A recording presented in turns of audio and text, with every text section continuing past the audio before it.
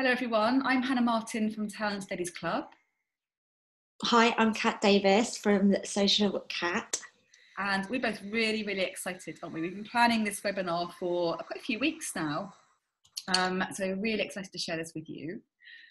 I'm going to go straight ahead and because we'll introduce ourselves properly in the webinar. So I'm just going to share screen. So can I just check in chat, can everybody open up chat on the side? If everyone can everyone see the screen? Yes, Jacqueline says yes, Kirsty says yes, Caroline says yes, Kate says yes. Thank you. And I know you can all hear us because you've answered yes. Said that. So I'm just going to go through this now. So as you will know, we're talking about the 10 mistakes that are losing social media managers' business. Here.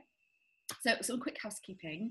If you haven't done so already, please get a pen and paper ready because we're going to share lots of advice for you about how you can turn your social media management skills into a proper income. Turn your mobile on silent, as I've just done. I sometimes forget to do that and it goes off during webinars. Please do feel free, as I mentioned, to ask questions as we go along. You can put them in the chat box and we'll get to them at the end because Kat and I were both really happy to answer your questions. So we'll work through them in a first come, first serve. Do get ready to learn. I hope there's lots of tips that you can take from this that will help you and enjoy it. Hopefully it's fun as well. And watch out for some exciting news we've got at the end because Kat and I have been plotting and planning, haven't we, Kat? So yeah, we've got some really exciting stuff to unveil. So first of all, who is Kat? So Kat is, and I've called her this, she hasn't called herself that, but Kat is a superstar social media manager because, and I'll get Kat to run through her background, but I think Kat's background has enabled her to make a real success of social media management work. But Kat, do you want to just talk through what you've done? Yeah, so I founded Social Cat in January 2016 and it grew quite quickly and I've worked with clients like MTV. I trained MTV Comedy Central and Channel 5 on how to use Snapchat, which was quite exciting, and I've also kind of built up a quite strong paid social understanding and a B2B presence, and that resulted in some work with IBM. I run some LinkedIn adverts for them. I've also kind of achieved things like running a Facebook page 40,000% above industry average, which is one of my all-time favourite stats. And as well as that, as video has become more and more important to social media managers, and as clients started to ask for that, I upskilled myself and have a sideline filming and editing videos. I'm a speaker and a panellist, and one of my all-time favourite days on the job was when I pushed Mel C from the Spice Girls into an impromptu Twitter interview, which was made the client at the time incredibly happy. But all of this has come from what I did pre-kids. I was a management consultant. I worked for Grant Thornton, which is one of the big 5 accountancy firms in the UK. And then I went on to Serco, which is one of these government outsourcing companies. It's absolutely huge, kind of runs our hospitals, runs our roads, runs our prisons, that sort of thing. And on those, I worked on multi-million-pound projects. So that gave me the business background that I then took into social media management as and when I set that up.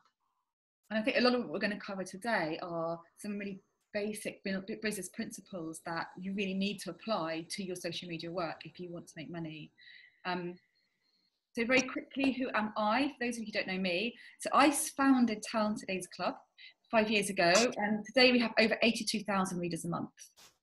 I built that from scratch myself with no experience, really learning on the job.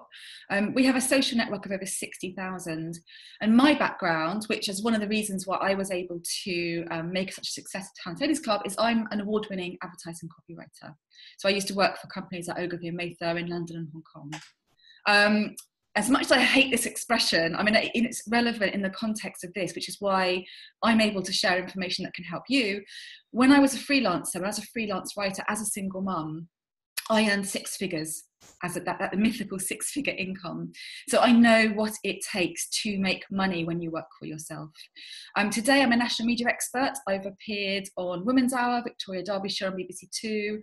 I've been in The Guardian, The Telegraph, pretty much every national newspaper. I've been in loads of magazines as well. I've run workshops for Mumsnet, which is where I met Kat, Country Living and Mums Enterprise. I'm also a business mentor on NatWet's Entrepreneur Accelerator programme. It was called Entrepreneurial Spark, but they've now renamed it. And I'm a member of two all-party parliamentary groups as well. So I'm really involved in not just running my own business, but coaching and mentoring other people and allowing them, showing them how to grow their businesses. So why aren't you making money? So the reason why Kat and I started this webinar, just briefly to explain, is that when we got together, we realised we were having very, very similar conversations with social media managers. So these are women that have trained in great skills, and they knew how to run a social media campaign. But what they weren't trained in is how to turn it into a financial business. And they were going out into the world with their new skills and not being able, frustratingly, to convert that into a reasonable income, an income that is going to allow you to earn the money you need to do. And we found out that we were giving quite similar advice to people. So what we wanted to do in this webinar is share with you the advice that we're telling people one-on-one, and hope that if we tell you collectively, it can help you avoid some of the mistakes we see people making. And this is the first one, and it is really, really important because it kind of underpins a lot of the advice we're going to give you. So too many social media managers haven't worked out their niche. Basically, what a niche means is finding out your USP, because if you come out of social media training and you've got the same social media management skills as everyone else has done your course and everyone else is doing other courses, you're just competing with a crowd of similarly qualified people. And therefore you're basically going to get to the point where you're kind of competing on price, because if all your skills are exactly the same and all your offering is the same, clients are going to pick the cheapest, because why wouldn't they? They're going to get the same level of service. So what we recommend you do, what I see really successful people doing, is finding a USP, finding something that makes you unique, a unique selling point for you, and also finding unique clients. So identifying clients that you really want to work for and you can work for, and focusing on those.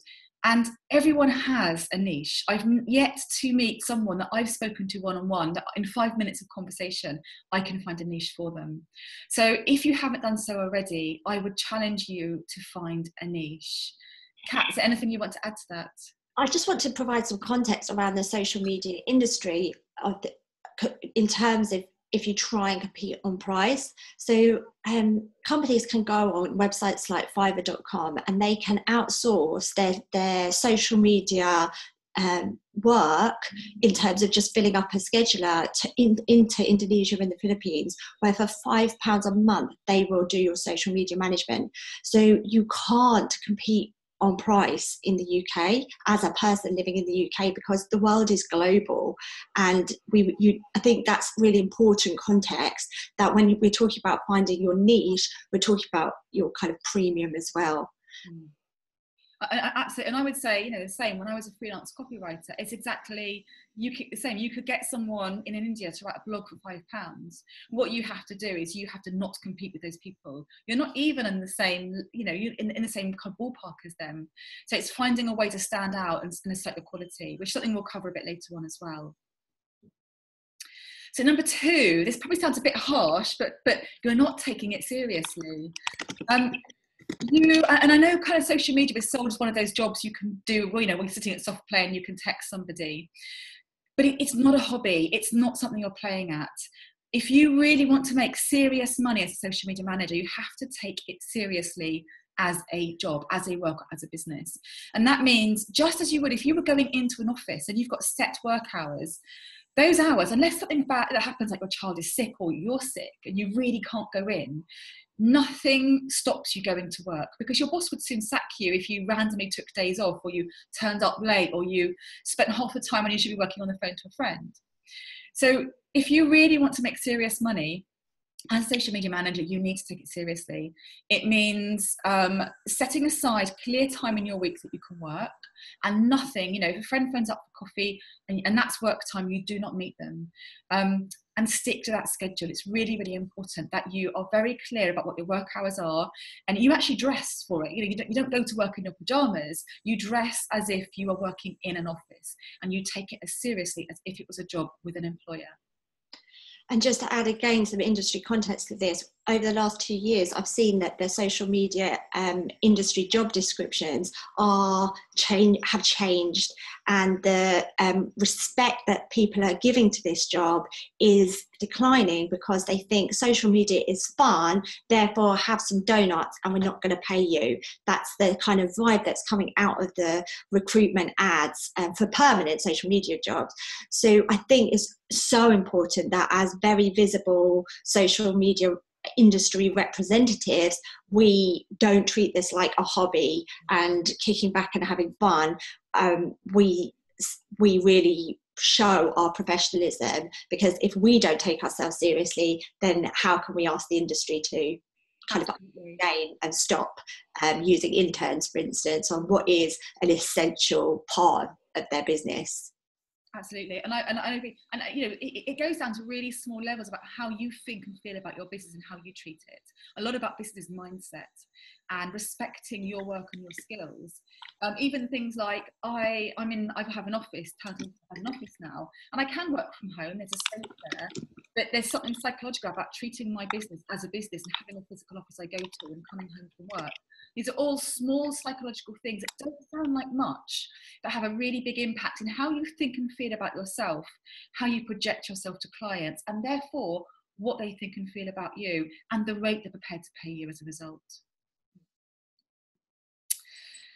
So number 3, a real biggie, your pricing is wrong. Oh my God, so many social media managers are undercharging. Especially, and I really get it, when you're newly qualified and you want to get that first client and you want to land that first project, because you think if you can get a client project under your belt, you can prove to them your value, maybe they'll hire you at a proper rate, or you can use them to go and find out other work. If you start out by discounting, if you start out by devaluing your services, you train clients to believe that what you're offering isn't worth any more than that, or you're not worth it, okay? Also, there's a danger that if you price too low, you get cheap clients. And I can tell you now, cheap clients are hard work.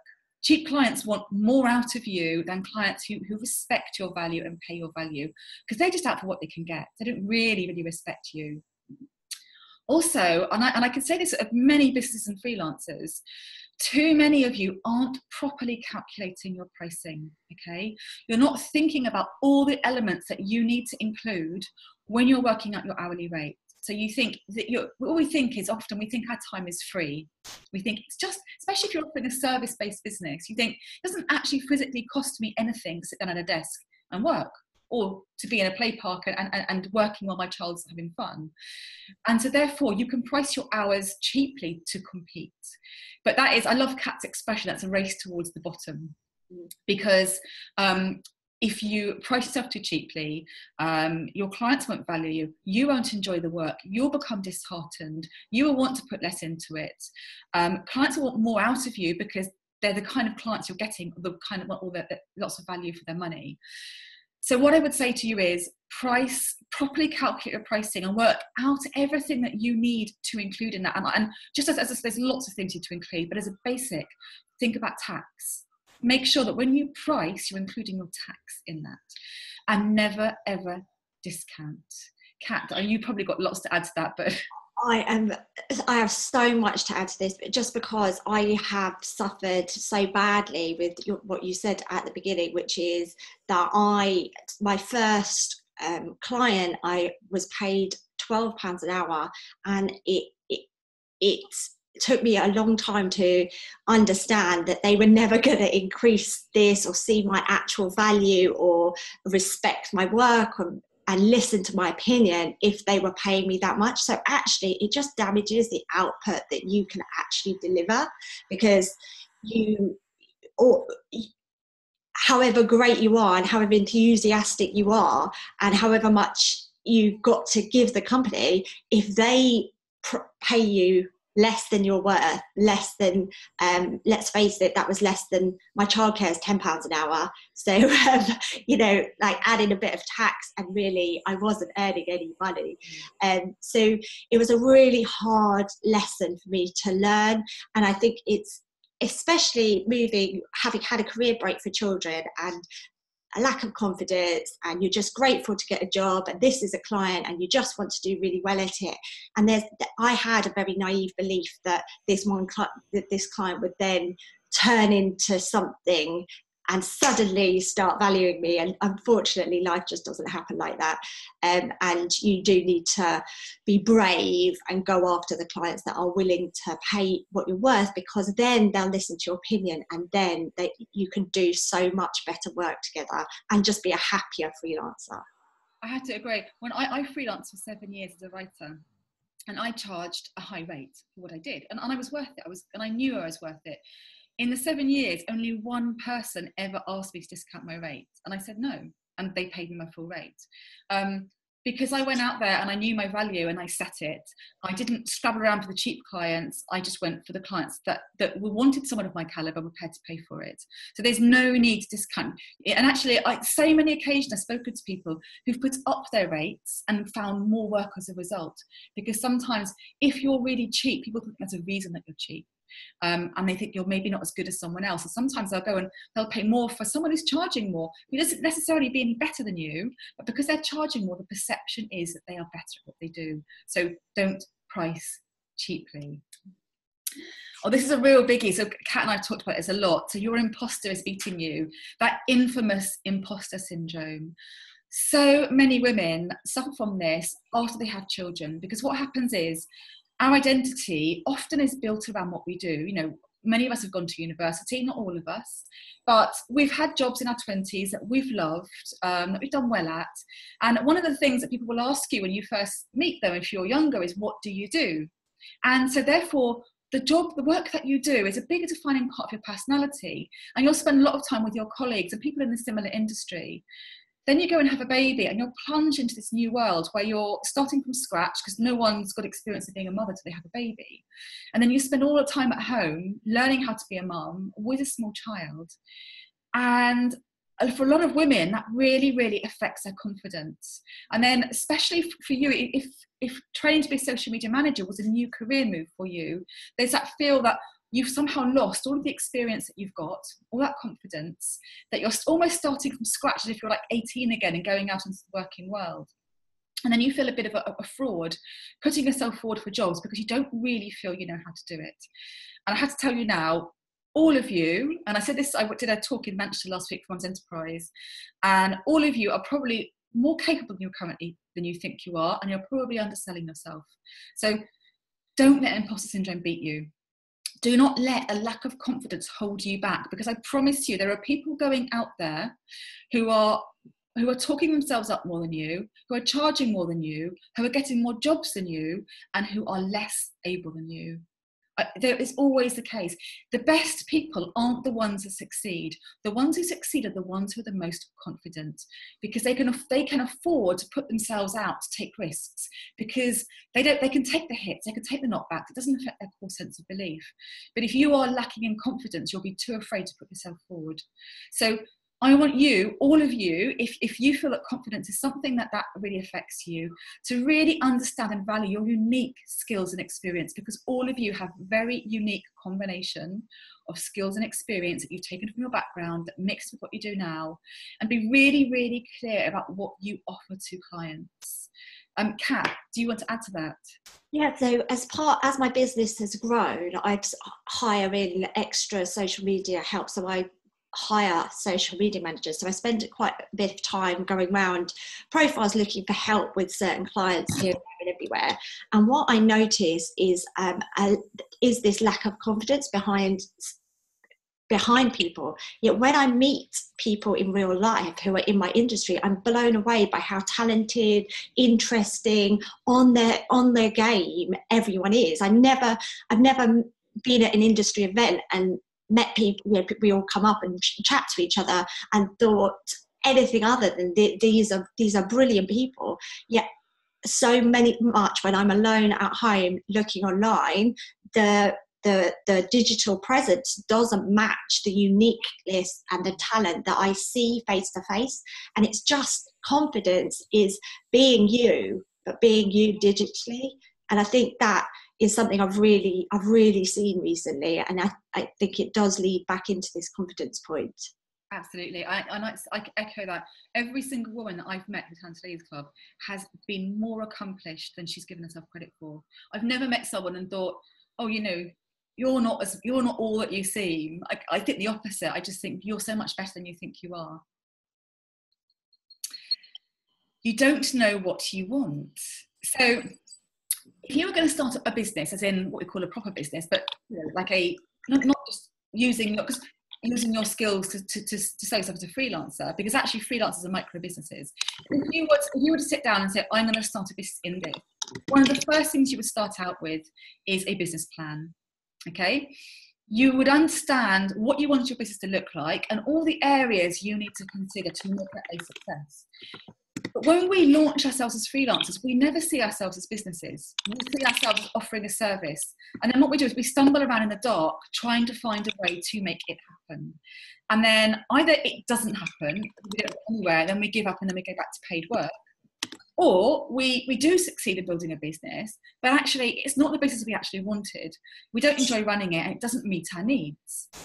So one of the things I really recommend is having a clear vision for your business. And all of you, if you want to be a social media manager and work independently, as in not have an employer, it is a business. Even if it's you at your kitchen table working for one client, you are a business. One of the reasons I was so successful as a freelancer is because I was aware I was a business and I treated myself as a business, okay? And that means having a clear vision, not just for the work that you do, but for your life. Because particularly when you're a mother, and the kind of reasons that why we approach the businesses or start the business that we are, is because we want a lifestyle in which we can be there for our children, do something we love and earn good money.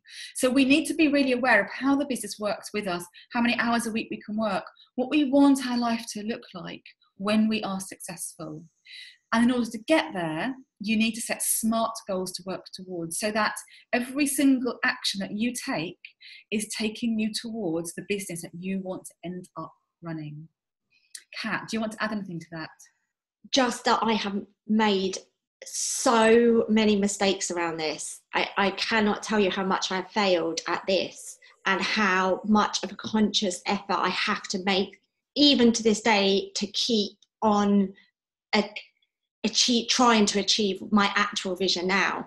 But I have found this one of my biggest struggles, just because as your business grows, you're trying to also be the primary carer of children. In my case, the ability to be able to, the luxury, if you like, of being able to focus on a vision is really hard. It was really hard for me to achieve that. So yeah, I think this is a very now is becoming increasingly integral to how I live my life, but I definitely didn't give this the time and the thought it needed when I started out in 2016. And it's a regret that I didn't know about this, because I think I would have behaved very differently and made better decisions and got to where I am quicker if I'd taken this time, which feels like a luxury when you're starting out and you just want the client and you just want to make money. Yeah, and we get caught up in that hamster wheel of got to have a client. And actually your focus shouldn't be on that. It should be in the business you want to create. The clients will come if you get all the other steps right. And that's the mistake. We're focusing on the wrong thing.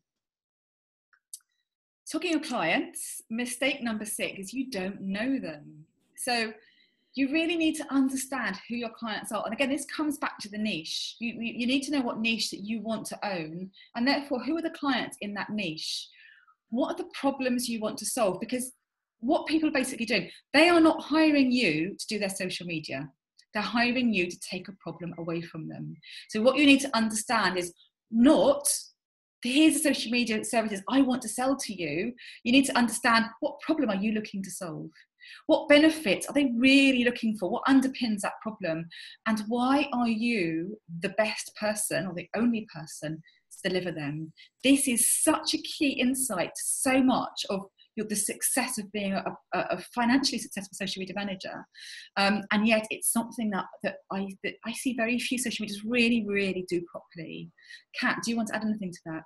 Yeah, I think as I've gone on my journey to try and hire people, for instance, if I have a food and drink client, they don't want somebody who can do everything. I need to put somebody in front of them who has very similar experience. So, for instance, somebody who's great with food photos. They don't just want somebody who's great with photos. They want to see that they've literally done the same thing for somebody else and it's achieved business benefits for them.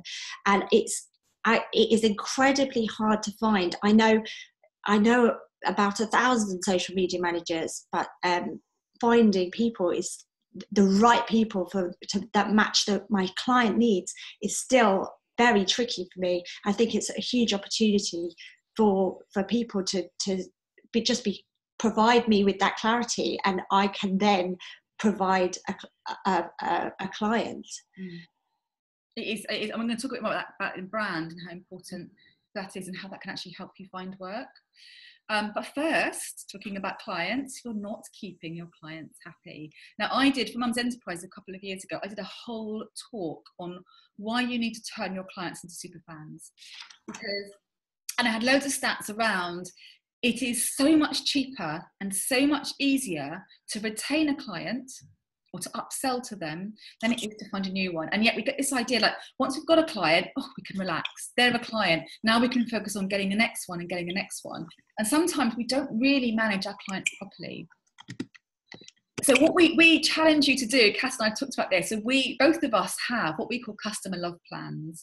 And in fact, if you look at most marketing processes, and the one that I really love is watertight marketing, their marketing strategy doesn't end with the sign up. It ends with loyalty, and loyalty is how you keep people who've in effect bought you because they've hired you for some point. How do you make sure they continue to love you and need you and stay with you, buy more from you, recommend you to people? You can't leave that to chance, and you can't leave it to luck. You have to proactively manage your clients' expectations so that they never want to leave you ever again, either to try and do the social media themselves or to hire someone else. And Kat, do you want to add anything to that? I do. I want to share a success. So I am a huge fan of this. Finding a client is hard, keeping a client is easier. So I am all about keeping my clients happy, and I really proactively manage them incredibly strictly. And yesterday, in fact, one of my big clients and retainers signed up for another 6 months with me. So I'm kind of sorted through to December, which is an absolutely lovely feeling, and is something which is achievable for everyone if they just proactively manage their clients. And also on this subject, it brings me back to discounting. I've had a bit of a 2-week pause on this client where I sent them the 6-month proposal and said, what do you think? And I haven't heard back. And I have a really great relationship with this client, and I was thinking, oh no, this is terrible. And actually there'd been a personal problem in the family, and so he had taken an unexpected leave of absence, hadn't updated his out of office or anything like that. And so I could have talked myself into a discount when there was absolutely no need to, because I held my nerve, and I've now got the 6 month renewal and I haven't discounted, I haven't done anything. All I've done is delivered great work for the client and proactively managed them. So yeah, I'm really passionate about this. I think everyone needs to be doing this. Yes, and Sarah's asked a question. We'll talk a bit more about that at the end, about customer love plans. So yeah, I mentioned a couple of points ago about branding and why it's so important. So we've talked about niching, we've talked about knowing your customers. So one step on from that is having a brand and having a brand value.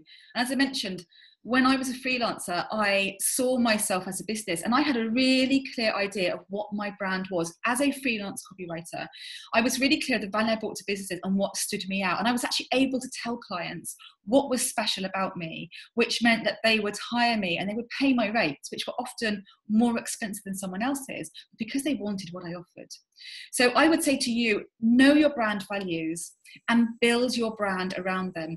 You do need to make sure that your brand is right for your clients. So it's all well and good thinking, oh, like I really like pink and I really like balloons, so I'm going to have a logo that's pink balloons and I'm going to call myself this. If that's not right for your client, it doesn't matter. It's not about you. It needs to reflect who you are, but it needs to appeal to your clients. And you need to use your brand consistently. And when we talk about brand, we talk about logo, which is the obvious thing people think about. We also talk about photos you use, colours you use, typefaces you use, and tone of voice, how you sound. So that if someone goes onto your website, if someone goes onto your Instagram feed, if someone goes onto your Facebook page, if someone gets an email from you, they all look and sound the same. So they feel like they're talking to one single business. I know, Kat, you were telling me a story about how important it is to really understand what you're offering and what your brand is, so that sometimes when you have a job come in, that you can't tell who to give it to because people aren't really clear about what they offer. Is that correct? Yeah, so I have built a strong personal brand, and it is hugely important to my business, and I do use it to build relationships and networks, and I think it's absolutely crucial to how my business has grown. I think my brand is the best explanation I've had for this, because I'm actually very bad at branding. I'm very, in terms of drawing a logo and deciding what colours, etc. I'm not, that isn't my forte, but how I've understood it is your brand is what people say about you when you're not in the room.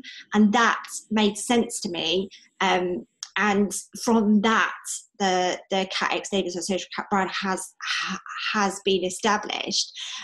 So people, I niched in Snapchat, and people came to me for Snapchat, and then I grew into social video. And people, so when somebody says social video, somebody says, "Oh, I know, Cat can do that for you," and I don't see those sorts of that many other personal brands out there, and I think it's integral for you to grow that. So what are people going, if I have a food and drink client, for instance, who's that person who's coming to my mind? And that's all about personal brand. Absolutely. And it's how, and as Kat said, you don't even have to have a website and a logo to have a brand. A brand is simply what people think about you, the impression, the vibe that comes off of you.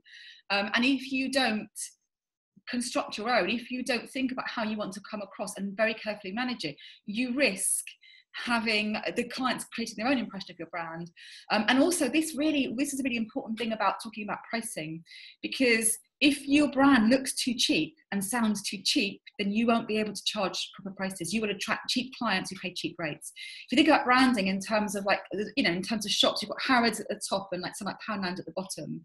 If you brand yourself and talk and sound and look like Poundland style branding, you will attract Poundland clients. If you brand yourself and you talk like Harrods, you'll attract Harrods clients, and there's all variation in between. So really think about how you want to come across and the kind of clients that you want to attract through your branding. So number 9, selling yourself, something so many people hate. And in fact, they hate it so much that I've got a phrase that I use and I see people doing. People unsell themselves. So people will get in front of a potential client and they'll go, oh, you could use me, but... I hear or I've only been doing this for a while. I hear people actively unsell themselves, or they might say, "Oh, my rates are, I'm £40 an hour, but because you're a new client, I might do it for 20, and if you can't afford that." And I kind of see people trying to put themselves out there, and then immediately tell the client why they shouldn't hire them, or tell the client why they should pay less for them. So I really want it to come back to confidence again. I really want you to have confidence in your services. And if you get a lot of the stuff we've talked about already right, you do all those things properly, it's much easier to sell yourself, because you understand your niche, you understand the value that you offer. You've got rid of that bloody imposter that it is holding you back, and you've got your brand set, so your brand has opened the door for you already. Also pitching. I mean, everyone here has probably watched The Apprentice, and I don't know if I've cringed through quite a few pitches on there. I worked in advertising, as I explained in the beginning, so really early on I had to learn how to pitch, and I remember I was brought in probably in like the first 6 months I worked at Ogilvy, and they brought me into a pitch, and I wasn't supposed to lead the pitch, I was just to be in the room. And when the pitch started, my creative director turned to me and said, Hannah, I'd like you to deliver it in the room in front of the clients. And I had nothing prepared, and the first words that came out of my mouth were, I don't know what to say. And it was a kind of ground opening up moment, and I swore then that I would never ever be in that position again. And I learnt to pitch to the point where when my partner and I, so in advertising you always work, an art director and a copywriter work together in a team. My partner and I basically won the most pitches in our company, because I really quickly understood the importance of presenting myself to clients and selling what I was doing. So you need to understand, you need to learn how to pitch. If you don't know how to pitch already, you need to learn how to do it. And you need to be confident in stating your price, because every time you get in front of a client, it can be, you're staying in a hotel on holiday and you get into a lift and there's someone else in the lift and you realise this could be a potential client to you. You need to understand how to sell yourself, because not all pitches happen in a formal context. So Kat, do you want to add anything to that? Yes, I want to share my own ground opening up moment. So I started off in management consultancy, and I was very confident. I loved my job, and what they did is they would have me sitting in the room for these huge pitches for millions of pounds. And I'd normally have written the pitches, and then the senior guys would then take my literal presentation that I'd written and present it. And sometimes slowly I was given the nod and I was allowed to stand up and take a slide, and then slowly I was allowed to actually lead the pitch. And I was the youngest senior consultant in Grant Thornton, aged 23, and all the others were 27 into 30s, and everyone was male. So I was a very competent person. And I think this must have come across, and somebody thought, I know what we're going to do, we're going to haze her. And I was at this huge company away day, and it was in a marquee on the South Bank, and there was over 1,000 people there. And the partner, the absolutely top partner,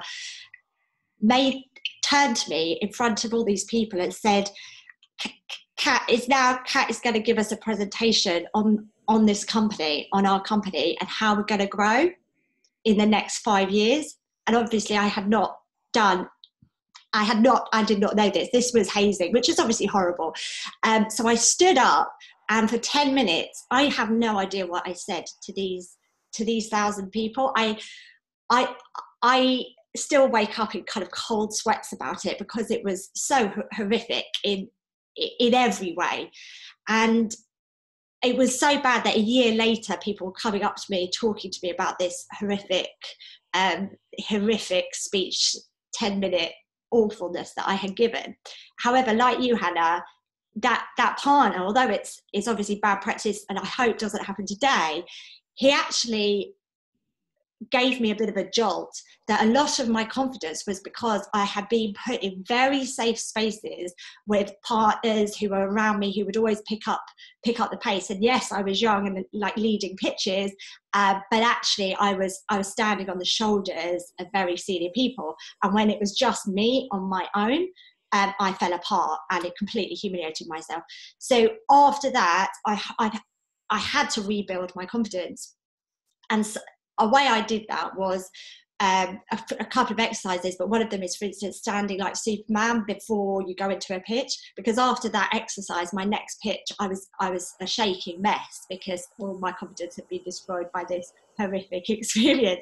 So you can rebuild your confidence, and I have, and I'm now back to being a very successful pitcher, and I actually think I'm better than I was before before the hazing and that ground swallowing you up moment. We've all had them, but they make you, what doesn't kill you makes you stronger, as I keep telling my teenage son. Exactly. So 10, our last point, is you don't have help. And I just want to say, if you are struggling and you're watching this and you're just thinking, oh my God, there is just so much I need to do, I'm just so far off, I didn't know any of this, it's not your fault, okay? Running a business is it's a huge learning curve. You know, people do MBAs to get business skills. I've been running TLC for 5 years. I'm still learning how to run a business. Even 5 years on, and with all the huge success of TLC and my own successful career behind me, I have a business coach. Every 2 weeks, I speak to my business coach, because no one can do this alone, and you need help and you need support. There are very specific skills that you need to have to succeed as a social media manager. And most training courses don't teach that, because why should they? They're teaching you how to be a social media manager, but they're not teaching you how to run a business. It is an entirely separate skill set, okay? But you can learn these things. If no one here cannot learn how to run a successful social media management business with the right training, none of you, because it's very simple things. It's just doing the right things in the right order, and if you follow through them, you will earn the money you want as a social media manager. So Kat and I have been working on something really exciting for you. So we've got an invitation for you and a really special offer just for today. So, as you know, we talked about, are you tired of not making enough money? Now, these are things that Kat and I have heard people talk about. They're tired of not making enough money. They're tired of not having a sustainable and reliable income. You know, some people can earn money one month and it doesn't come the next. You want to set things up so you're not worrying month on month about where your money's going to come from. As Kat mentioned about landing a client to December, you want to have things in place so you know where your income is coming from. And also, are you tired of working for small clients that can't afford you? Because too often, social media managers fall in that trap as well. Or clients who don't respect what you do and ask for free extras. So I want to say, and I Kat as well, it's time to stop undervaluing yourself, and it's time to start making proper money, okay? And this is the phrase that we've coined, it's time to be a social media money maker. So Kat and I, this is what we're working on. We're so excited about this. We've been building this for weeks now. We've created a course together called Social Media Moneymaker. It's an online course that shows you how to finally make money in your business. And just to give you an idea how it works. So there are 5 online modules in the course. The first one is about designing your life. So how you plan your business and plan your life so that actually you're building something you really want to run, that you love running. We teach you how to sack your imposter. So I worked with some really, really brilliant and some very well-known business coaches and life and confidence coaches. And I got them to write workbooks for me about how you get confidence, how you learn to deal with failure, how you sack your imposter, how you create a vision for success. So we've got a whole module on mindset, because mindset underpins absolutely everything that you do. So we teach you also how to get rid of how to go from a corporate mindset to a freelance mindset. It's all about changing how you think and feel. We've got a module on how you shape your business. So how you find your niche, for example, and we talk about that. And Kat compares the difference between people who haven't worked out their niche, and we teach you how to find your niche.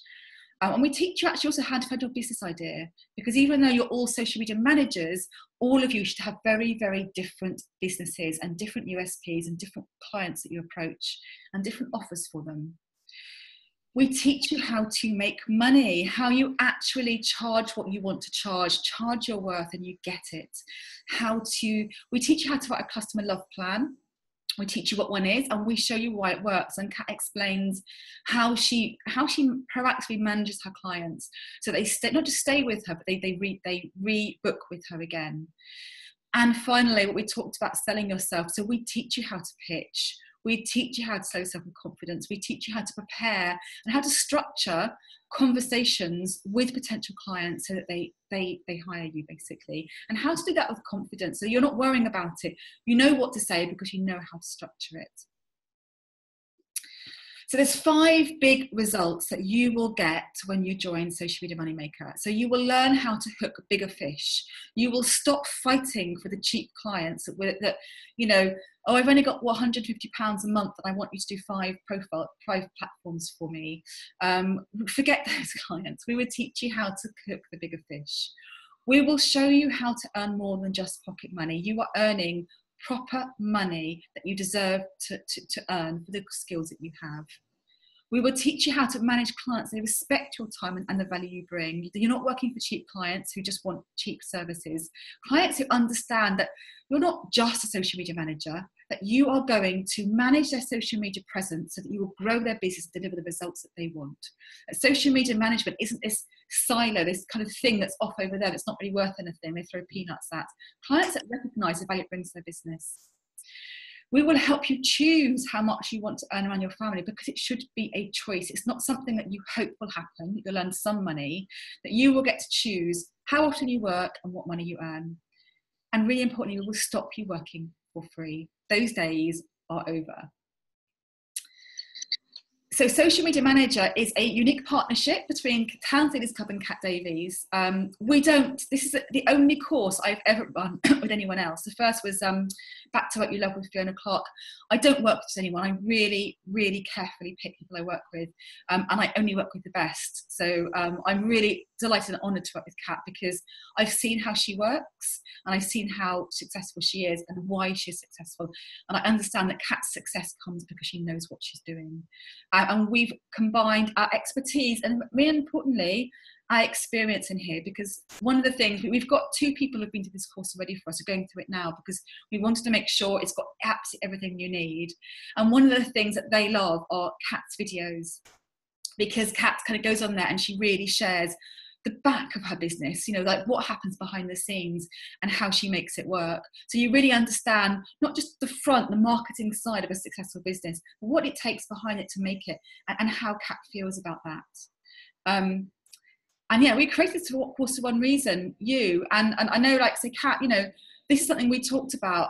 I've met loads of social media managers over the years, and I found myself having the same conversation with them, because they've come to me with the same worries. And when Kat and I met at Mumsnet, when we were both trainers last year, we had this conversation, didn't we, Kat? And I know you feel really passionate about this too, don't you?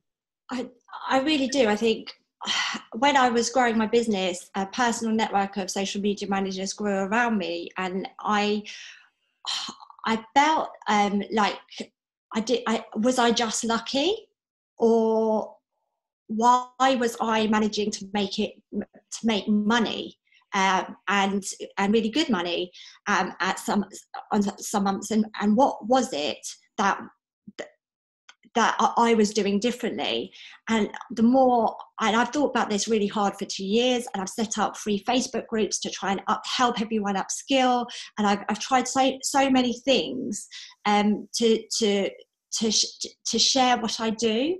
And I really genuinely believe that it was my management consultancy background that has meant that I am now in the position I am, and that I feel that's unfair. Almost I'm at an unfair advantage, and that this course levels that playing field and says, okay, this is what I learned. And I'm one of my motivation is that I know how hard it is to be the primary care of children, and to try and work as well, and I know what it's like to have a month where you've worked really hard and you've earned like £0 after childcare, or even worse, you're minus £250 after childcare, and that is just not acceptable as a long-term life. It's not acceptable that women take this huge bold step of setting up a freelance business around children, which is, you know, great that technology allows it, but it really is an incredible leap for us to do that, especially with young children, especially if we're the primary carers. And it breaks me when I think people aren't actually earning any money after all the blood, sweat and tears that I know everyone is putting into their business. So I feel this is a sustainable way that I can share the knowledge that and that's all it is. It's just It's just that I learned how to pitch. I had confidence. I know what a profit and loss balance sheet is. It's just that I have these building blocks that I was given because I trained in management consultancy. That's the as far as I can see, that's the only difference. And when I look in my network and I see the people who are making money, again, you can always trace a business background pre-kids, and that's all it is. I'm not any more talented than anyone else. I'm not lucky. It's just this. It's just these planks of knowledge. And it's all packed into that course. So Social Media Manager is an investment of £497, and there's a really important reason why I use the word investment. So all too often we see things as costs in business. I invest in TLC. One of the reasons, again, why TLC is being so successful, because from the beginning I have invested in Talented Ladies Club. So I invest a lot more than this every single month on business coaching. And when I started investing in business coaching in the early days of TLC, it actually put TLC at a loss. So business coaching took Talented Ladies Club from a profit to a loss every single month. But you can track my profits like this when I do business coaching. And the cost of coaching is here. So my profits are here, but then they start doing this. Because you should always see a return on investment. So I would expect you, if you join Social Media Moneymaker, the value you get for Social Media Moneymaker should be worth to you, if you do it properly, more than £497. And that actually, this enables you to grow your business far beyond this. So yeah, it's an investment of £497. But as I mentioned earlier, we've got a really special offer for you today. So we wanted to give you something for watching this and to celebrate the launch of the course as well. So if you join Social Media Moneymaker, so we will give you the Profit Kit for free. Now the Profit Kit is another course that we've got for TLC, and I absolutely love it. It's basically a course that helps you to earn more money, because I've realised on my own journey that making money comes down to 3 really simple things. It comes to mindset, to pricing, and a system. And the Profit Kit takes you all through. It's got 3 modules, takes you through all 3. So profit mindset. Your business will never make a profit if you do not believe it can, and really importantly, believe that you deserve to be financially successful. Mindset is the biggest stumbling block for so many entrepreneurs. And I see it all the time, they self-sabotage because they do not believe they are either entitled to success or can attain it. So we show you how to identify your limiting financial beliefs and eliminate them, and how to replace it with a profit mindset. We talked a lot about pricing. So there's a lot about pricing in Social Media Moneymaker. It's also in the Profit Kit. So and again, this is a principle. Are you worried you're priced too highly and put off customers? Most businesses aren't charging enough. Start pricing your products and services for profit, and you will attract more business. So we teach you how to discover strategies and tricks to charge and to get your worth. And finally, but really importantly, too many businesses let profit trickle through their fingers. So they find out how to get money coming in, great, but they can't keep it in the business, they can't sustain it. It trickles through their fingers. So we teach you how to set up a profit system to keep money coming in and staying there. So our Profit Kit costs £149. But if you join Social Media Moneymaker today, you will get that for free. So here's how it works. If you're ready to finally make money, you could buy Social Media Moneymaker for £497 and the Profit Kit for £149, which is a total of £646. Or you can buy them both today for just £497, which is a saving of £149. But really importantly, this offer is only available to the first 20 people that sign up. So the first 20 people that join Social Media Moneymaker, we will give you the Profit Kit, because we really, really want to make sure that you stop working for free and start making money. So we've talked a lot about it. How do you find out more? So this is the really catchy short URL. It's talentladiesacademy.com/courses/social media moneymaker, with the dashes in between. And I'll bring it up on screen in a sec. So don't panic if you haven't written it down properly yet. And I'm going to send out an email as soon as this webinar finishes. We'll send the recording out to you this afternoon, but I'll send you an email straight away afterwards with an actual link you can click on if you want to find out more. So just as a rallying call at the end of this webinar, are you finally ready to make money? Because now is your time. Do not waste a single day. Every single week or month you think, oh, I'm just going to try out one more thing. I'm just going to give it a go. It's a week that you're not making more money. It's a week you become more disheartened. It's a week you lose a potential client to someone else. You know, now is the time. Today, there's no better time than today to start making money. It is your time. And I really, really want to see you getting the money you deserve to get, basically. It's not about earning that £1 million in a fortnight. It's just about earning money that you deserve for the effort you've put in acquiring your social media management skills, that's worth all the years you've spent working in your former career. You really deserve to earn good money for who you are and the skills you've got, and we really want to help you.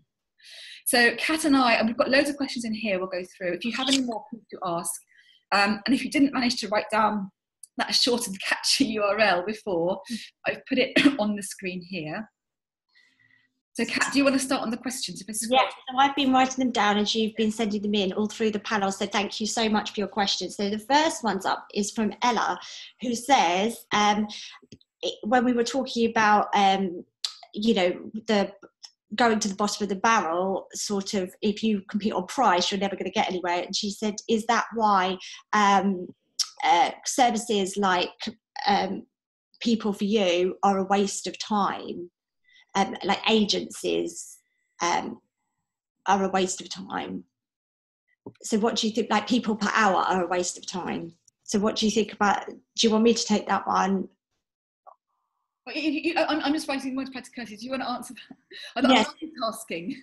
Yeah, so companies like People per Hour are a different sort of offering. I think they're for people without personal brands who don't, who just want to be paid by the hour, but they're going to, I don't use them. And I don't use them because I think if I want to be paid £7.50 an hour, I will go and work in Costa Coffee, which is fine if that also fits around the school run. There isn't a judgment there, but it's not going to fulfill me in terms of like an interesting career. So for me, I would say if you're registering on sites like People per Hour, you are not spending time in your own business and building a business which will far outreach them. And what I don't like about these sorts of services, and I've seen things like apps set up which specifically target women with children at home, and there is an element of exploitation that goes on because, you know, the end customer is paying a lot more than the people doing the work. That's how their models work. So for me, I'd rather just put all my chips on and trust in me that than when there. However, if you're under huge financial pressure and just need some money per hour, then, you know, they are available. And people do use them for a reason, but be aware of exploitation and be aware that you are taking from yourself in the long run. What I would add to that is, as a freelance copywriter, I never, ever, ever list on those sites, partly because they become price competitive. So clients will look for the cheapest price, but also I never wanted to be in a massive, like if clients going fishing, I don't ever wanted to be in a sea of 1,000 other copywriters offering similar services, because that's when you go into competition. I made sure that I was aware of what kind of clients I wanted, and I knew how to go out and find them. I knew the pools they were fishing in, and the much smaller pools, so that I was never competing against 20 other copywriters for like a £200 project. I would go out there. I knew where the big projects were. I knew where the big clients were fishing, and I made sure that they only found me, or I was one of a few. So they do serve a purpose, but you are never going to earn, firstly, you're never going to earn big money. And by big money, again, I'm not talking billions. I'm just talking about money you deserve to earn. And you're never going to build a business on that, because you're going to get cheap clients. You want to be building a business away from all of those places where you are setting yourself up as an expert in just your niche. So I hope that answered it. So the next question is from Kirsty, and it's about confidence. What if your confidence is better online and social media than with clients in real life? So this was where I was saying, like, be digitally you. So do you want to take that? Hannah? Yeah, so when your confidence is, you're better confident digitally or in real life, or real life and not digitally? So you're better digitally than with your clients in real life. Okay, so a lot of that comes down to, Kirsty, that's when we talk about mindset, because when we're talking digitally, we could put this wall between us and the world. When we're looking in the whites of someone's eyes, or we get them on the phone, we don't do it. And a lot of that is just practice, because we're not in that position. A lot of that is also comes down to our mindset, or we somehow feel that that's imposter syndrome again, that we're not really as good as what we want.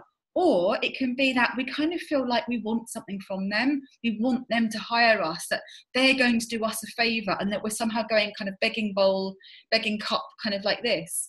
And actually you want to flip it around. You know, what you've got to remember is a client, you're not a charity. Your client's not giving you money as a charity case.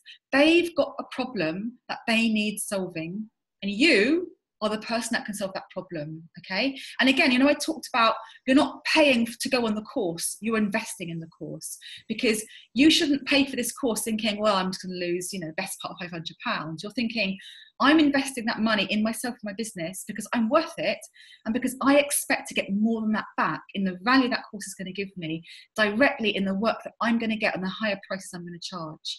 So when a client is talking to you about work, they're not talking to you about, I'm going to give this money to you. I'm not going to give you £500 a month to manage one platform for me. They are investing £500 to have a problem taken away, because you are going to deliver the results that they want. So it's not focusing on, I really hope I get this job. I really hope they like me. I really hope they don't see that I'm quivering in my boots and I'm not really very experienced in this. What you've got to think about is, they've got a problem they want solving. I am the best person to solve it. I know how to solve that problem. I'm going to talk to them about the value I'm going to bring, and how I'm going to talk about how I'm going to take their problem away from them. And when you flip your focus like that, it ceases to be about what you want and what you're hoping for. And it's all about the client and the value you're bringing, because they are investing in your skills and experience, because you are going to deliver the results that they want, that ultimately will have an ROI, will have a return on that investment.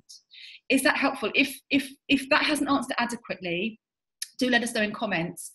And just to address, just very quickly before we go on to the next question, I'm assuming it's the same, Kirsty, because I can't scroll up, but you also asked about how does a course work in terms of start dates and time per week? Just wondering, I could fit it into summer holidays. So we understand that not everyone, particularly when you're mothers, and maybe you're doing other things and working as well and studying as well, not everyone has a set amount of time to work on this. So as soon as you join the course, you have full access to all the content. So you can move around and you can do the bits that you need. You can come back and you can look at bits, and you have lifetime access as well. So you can work through it. Some people will work through it they'll gorge it in a week and they'll finish it in a week. Some people will do it over the space of a year. Some people do it over the space of a month. But you all have, it's self-paced, so you can access all of the content straight away. And you can dip in and dip out, and you can come back to whenever you need. So you could do the course now, and a year's time, you think, oh, I really want to put my prices up, and I really need to revisit that section on pricing. So you can come and have a look in that. You also get access to any updates. So we will continue updating this course as new stuff becomes available. So you will also get access to that. So again, if that doesn't answer your question, do ask more. And I can see you say yes, the confidence question was helpful. So Ella's got a follow-up question about how do you write down your vision? We were talking about how important a vision is and how do we write it down. I think the answer is we do have a visual aid, and it is in the course, isn't it? Yes, we do. So in the course we teach you, and Kat's got a brilliant sheet that she's devised to talk about your vision. I mean, if you're not doing the course and you want a tip, I would just say, think about what your life looks and feels like in a year's time. You can download like a one-page business plan and do it that way. But Kat's got a really, really good tool to help you to work. And Kat also has a video, don't you? And she talks about how she worked out her vision. And it's something I genuinely do, and Yeah. and still do, because it's such a struggle for me to keep on plan, to keep with my designing my life, and it all came about through a quite public Instagram breakdown. All the best things come from Instagram breakdowns. So our next question is from Sarah, who says, what are your top tips for managing clients, for proactively managing clients? Again, we've got quite a lot in the course, where I go through my literal process, which keeps them happy. But I would say the overall theme of what I do is I over deliver and I over communicate. That's the basis of it. And I don't wait for them to come to me. I've proactively offered what I know they're actually thinking about it. And the other thing I do is read clients. So I understand if somebody would like their information in a pie chart, or would like their information in Excel spreadsheet, for instance. So I can read a client, and I make sure that I give them the information in a way that they will understand it. And I don't obviously ask them, how numerate are you? I read how they are and how they act and how they give me information, and then I respond so that I'm the most useful I can be to them. So I hope that's okay. I was just researching an answer to answer Carly's question there, which I'll get to just very quickly. So Carly asked if this is counted as an allowed business expense or tax deductible. Carly, I'll send you an email afterwards. I'll just write down here, because I want to answer properly and not give you my opinion. I've just looked up. So if you are self-employed, and training is wholly and exclusively for the purposes of the trade, it will be tax deductible. But I will look at that more properly, because I don't want to answer you with a legal financial question and give you an answer that it is not. I always put my training in as an expense to my accountant. So I will check with them whether they actually take it out as an expense or they just don't. But Carly, I will email you afterwards and let you know. If anyone else wants a proper answer to that question, because I can imagine it's very valuable to you all, if you just say yes, tax question in comments, I will email you all, and I will find out from my accountant the exact position on that. That's a really important question. So Laura's sent us a question about clients, I guess. So it's if one client is saying they're maxed out in terms of their budget, and do you continue on with them even if you don't have another client, or what's the best strategy for dealing with a lower paying client that's 100% sure that there is no more budget, that there's no negotiation? I would say from my experience, if you're being paid at a certain rate, i.e. £12 an hour, in my personal story, in my journey, that client might push you up to 15 begrudgingly, but they will still not value your opinion or or put a social first strategy into their business, or not listen to 10 other people before you, because that if that's how they're costing it, then that's how they're seeing it.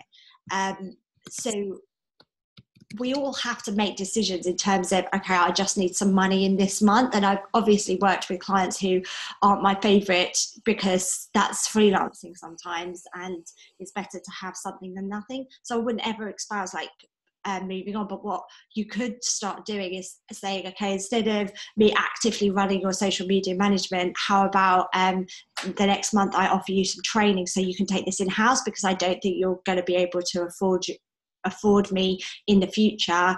And so you're still offering them value, you're still adding value, but you're kind of taking a step back from the day-to-day and saying, look, this isn't what you can pay isn't where I'm going, because I've recently you don't even have to explain yourself, and then that gives you the time to hook your bigger fish. It's a brave move, and I wouldn't judge you for taking the money on a monthly basis.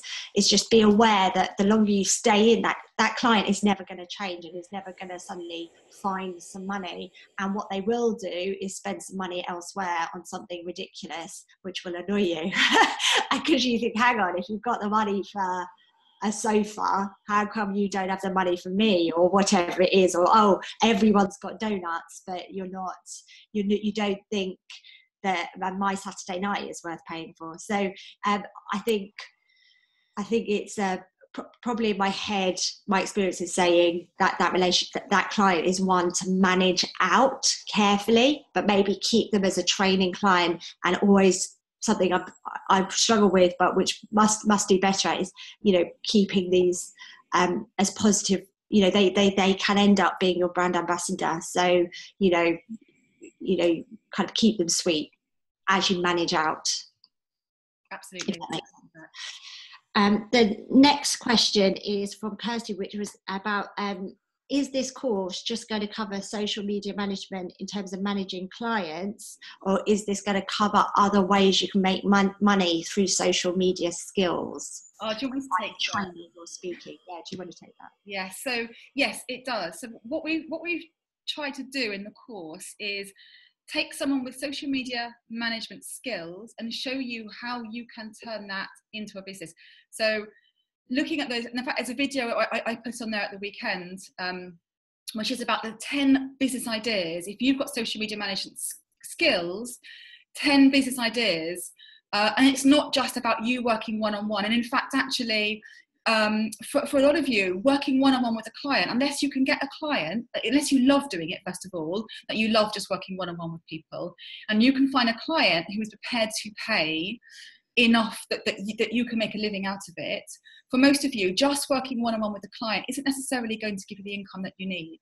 So we teach you ways that you can stop what we call changing at the time for money exchange, when it's not literally, I do 1 hour of working, you pay me 1 hour's fee. And this was something, again, in copywriting, that one of the reasons I was able to make more money, because I realised actually if I have a set hourly rate, which I bill somebody, I'm capping, there's only one of me, I can only ever earn that amount of money. So I found ways that I could still be affordable to clients, but that I was able to get more for I wasn't doing an hourly rate. So yes, we do have loads of ideas in there, and we do actually teach you what a business idea formula that I developed for TLC, which teaches you basically how to come up with an idea for a business, any business. So we teach you how to come up with an idea for a business and brainstorm an idea for a business, and then we give context social media around it. So it does help you basically come up with a business idea related to social media management, but not just being a social media manager, if that makes sense. If it doesn't, completely. And I would just add, this is solely my opinion. I have lots of different skills that I monetize, say for instance video editing, training, etc., speaking, lots of things in lots of pies. However, I keep one client as a daily social media management client.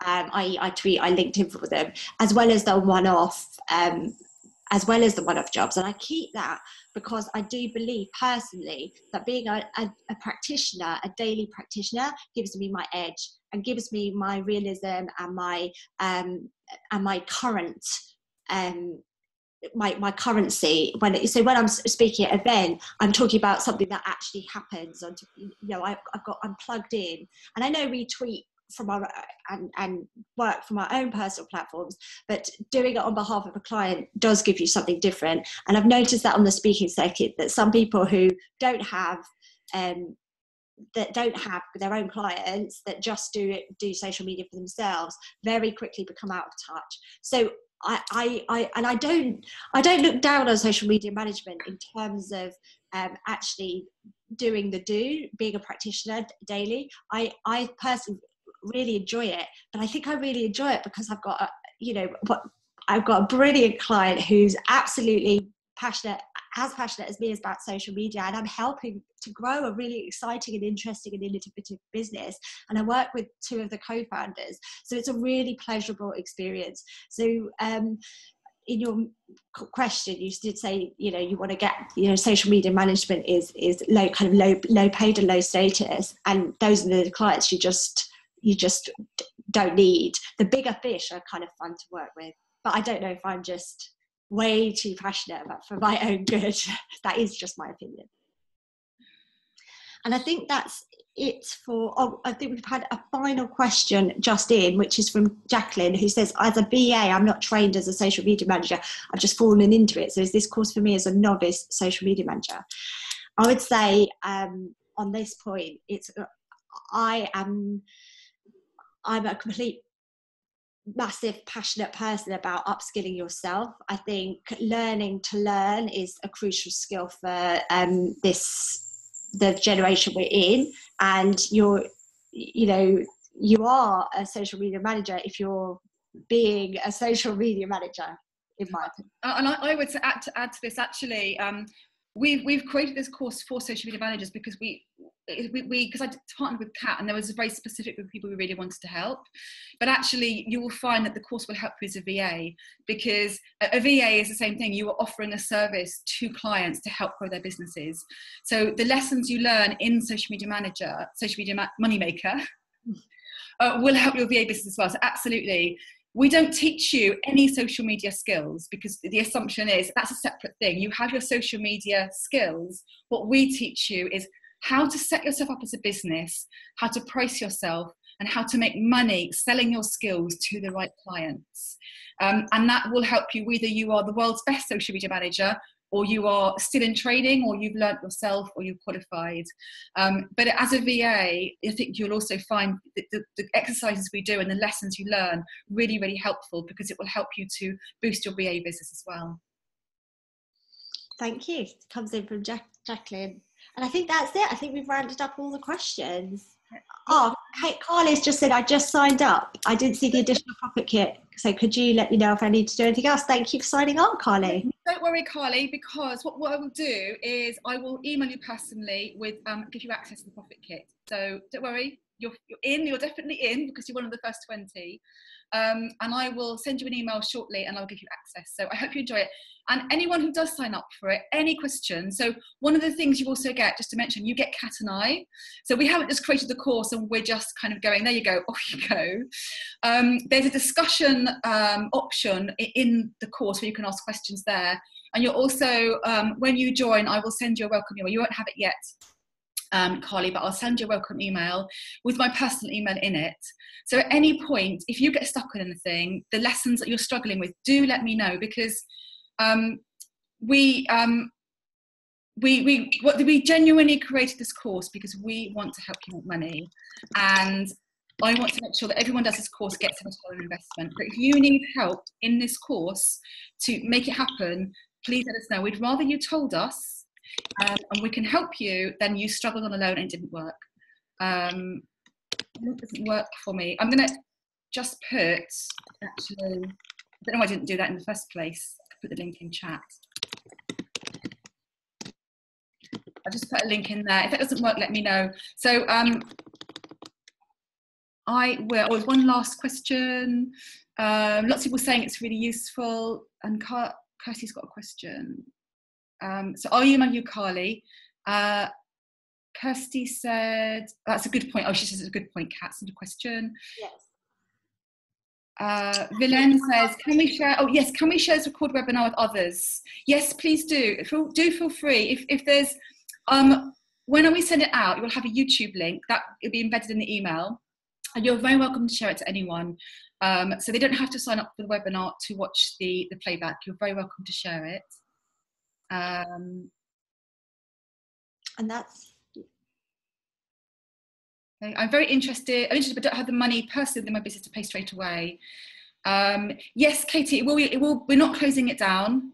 It will be available ongoing. So anytime that you need to join, just let me know. And can I just get if I will, if you have any questions about it, do feel free to come and ask me. But yes, it will be available for when you can afford it. Yes, and do connect with me on Twitter or LinkedIn at CatXDavis. I'm kind of addicted, so I'm always on there. So do chat, just generically, not necessarily just about this course, but do connect and chat, even if you don't take the course. Yes, and likewise, you know, at Helen Davies on Twitter. And I've really, thank you so much, everyone who's turned up for this or is watching it later on the recording. And I'm glad, yeah, I'm glad it's really useful for you all. Because as I said, Kat and I really want, I think if you've taken the courage to upskill, as in learn new skills, or to go out on your own, you deserve to be rewarded for that, and you deserve to get the money that you should be earning. And I really hope that we can help you do that. And I hope, if nothing else, that this webinar has been inspirational and that you've got some advice from it. Yes, and thank you very much from me. It's been really good fun, and I've enjoyed chatting to you all. Thanks for such a lively chat. It's been brilliant. And Laura's, I think, can finish it off saying thank you. It's been really helpful and very positive and inspirational. Laura, you've just made my day. Oh, thank you. Thank you, everyone. I've got Caroline, Sue, Majda. I see someone's name that I don't know how to pronounce. Majda, I hope I haven't completely butchered the pronunciation of your name. It is right. Brilliant. Thank you. Thank you. Thank you all for joining us. So I'll send an email out straight away. Well, as soon as I download the emails with a link to the course if you didn't get it from here. And I will send you a recording this afternoon, and I will phone my accountant right now and get the answer to the tax question. So thank you, everyone. Thank you. Enjoy the sunshine. Yes, enjoy the lovely sunshine. Bye. Bye.